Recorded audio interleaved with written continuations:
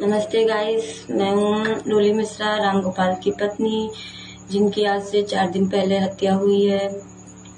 हम न्याय मांग रहे हैं, जो न्याय हमें मिल नहीं रहा है। पुलिस प्रशासन हमें न्याय नहीं दिला रही है। वो लोग घूस ले लिए हैं, उन्हें पकड़े तो जरूर हैं, लेकिन उन्हें मारा नहीं गया है। हम लोगों को दिखा दिया गया है कि पैर पे गोली मारी गई है, लेकिन इंसाफ हमारे साथ नहीं हो रहा है। पुलिस प्रशासन हमारे साथ बहुत अन्याय कर रही है, हमें इंसाफ नहीं दिला रही है।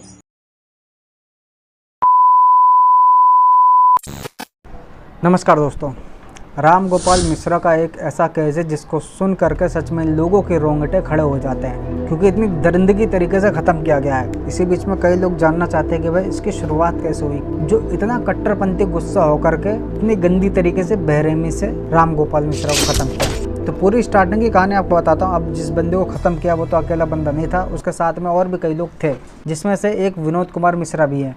तो उनका ये मानना है कि जब वो लोग मूर्ति लेकर के स्थान जगह पे पहुंचे थे, उनकी स्थानीय जगह पे पहुंचे थे, तब वहाँ से ईंट पत्थर चालू हो गए, जिसकी वजह से एक मूर्ति खंडित हो गई, उनका हाथ टूट गया। तो पहले उन्होंने माता जी की मूर्ति खंडित कर दी। हाँ, जब पत्थर आया मूर्ति का हाथ टूट गया, तब उसी जगह से बरस हो। फिर दूसरी मूर्ति खंडित हो गई।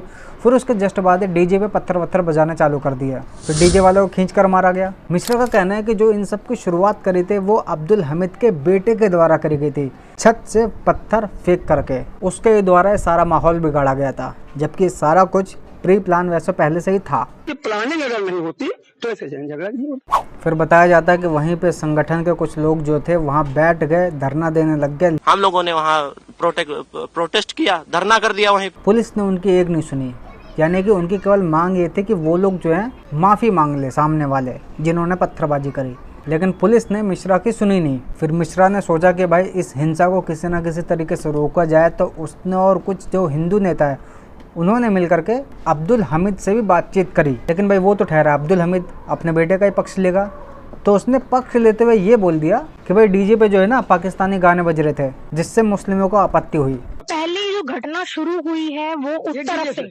उसी तरफ से।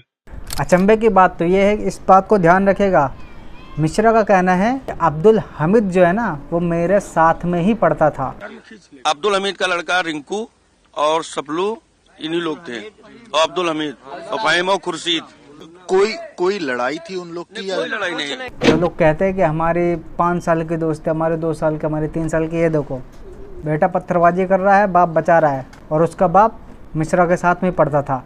और बाद में ये कह दिया अब्दुल ने कि भाई अब ये जो लड़का है ना हमारे काबू में नहीं है, ये अपनी मनमर्जी करेगा। अब विनोद को तो ये सारी बातें सुनने में मालूम चल चुका था कि ये सारा कुछ हो क्या रहा, किसके द्वारा कराया जा रहा। तो न्यूज़ में उसने भावुक होकर ये भी बताया कि भाई इस चीज़ के पीछे अब्दुल हमीद का भी हाथ था, अब्दुल हमीद के घर। जी हाँ। अब ये चीज़ जैसे ही मिश्रा ने सुनी तो भाई उसको धक्का लग गया कि यार मेरा बचपन का दोस्त है, स्कूल में पढ़ता था, ये ऐसे कैसे कर सकता है।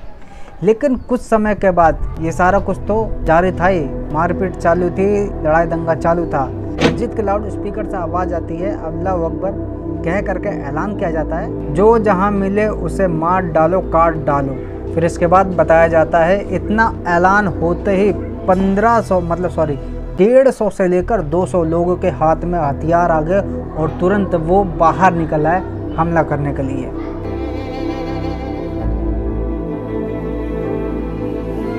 फिर जब विनोद मिश्रा देखता है कि 150 से लेकर 200 की भीड़ आ रही है तो भागने की कोशिश करता है, बाइक चालू करता है, बाइक स्टार्ट हो ही जाती है, भगा नहीं पाता है। उतने में 5 से 7 लोग उस पर फरसा से हमला कर देते हैं, जिससे कि उसके अंगूठे में और सर में गहरा घाव आता है। इतनी गहरी चोट लगने के बाद वो व्यक्ति गिर जाता है और बाइक को आग के हवाले कर दिया जाता है। अब विनोद ने आगे ये भी बताया कि इतना कुछ होता रहा, लेकिन पुलिस जो है मुख्य दर्शक बनी रही। हमका पैसा न चाहिए, हमका उनका खून चाहिए, जो सबरे लड़का मारी ने वह चाहिए हमको। पुलिस ने कल न्याय।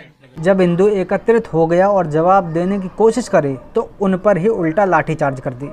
हम लोगों ने वहाँ प्रोटेस्ट किया, धरना कर दिया वहीं पे कि प्रशासन क्या कर रहा है। ये कहने पर यहाँ सीओ एसओ हरदी ने तुरंत लाठीचार्ज करवा दिया हम लोगों के ऊपर उल्टा। कोई एक सिंगल रिपोर्ट नहीं लिखी और ऊपर से ये भी बताया जाता है कि 7 से 8 हिंदू घायल भी हो गए।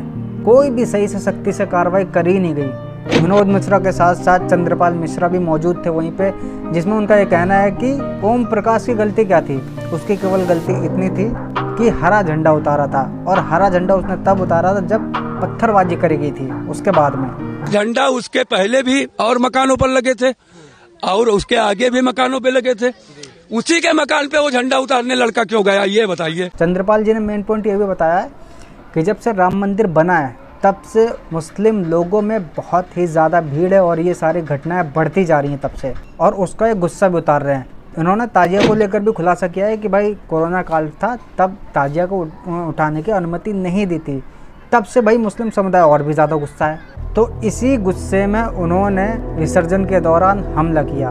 इनका ये भी कहना है कि मुस्लिम समुदाय का ये कहना था कि हमारी ताजिया नहीं उठने दी थी, अब तुम्हारी भी मूर्ति नहीं उठने देंगे। और अब जो लास्ट में आपको पॉइंट बताने वाला हूँ ना, बहुत ही ज़्यादा खतरनाक है। जितनी गंदी तरीके से हमला किया गया है ये सब आपने देखा, सब मैंने आपको बता दिया है। लास्ट में विनोद मिश्रा का ये भी कहना है कि जो इतना कुछ हुआ है ना, जो हम पे हमला हुआ है, इससे डरने वाले हम नहीं हैं। अगले साल हम फिर से निकालेंगे यात्रा, चाहे इसके लिए हमें बलिदान ही क्यों ना देना पड़े।